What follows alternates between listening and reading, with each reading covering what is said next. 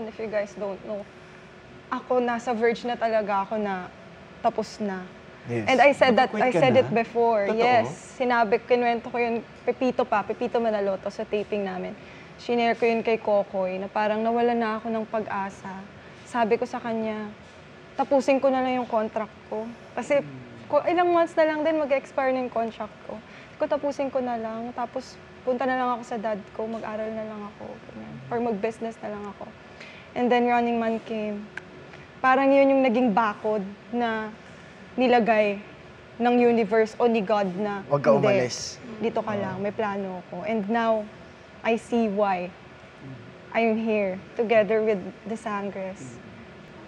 I don't know how to say it, pero having the people, the bosses, naniwala sila sa akin na kaya ko.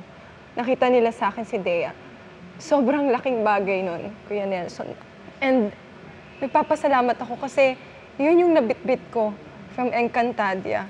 All the learnings, the wisdom, mas lalo kong minahal yung craft ko. Ilang beses ko sinubukang umalis. Pero lagi akong hinihila pabalik. And ito, sobrang laking harang na neto. This is actually a sagot na to. Ito na yung sagot and hindi ko na kailangang mag-doubt. And kung may sasabihin ako sa sarili ko, 2 years ago, siguro na magtiwala ka sa sarili mo the way na nagtitiwala sa yung mga tao. Because I struggled with that so much. And I'm the type of person na sobrang grabe ko i-criticize yung sarili ko.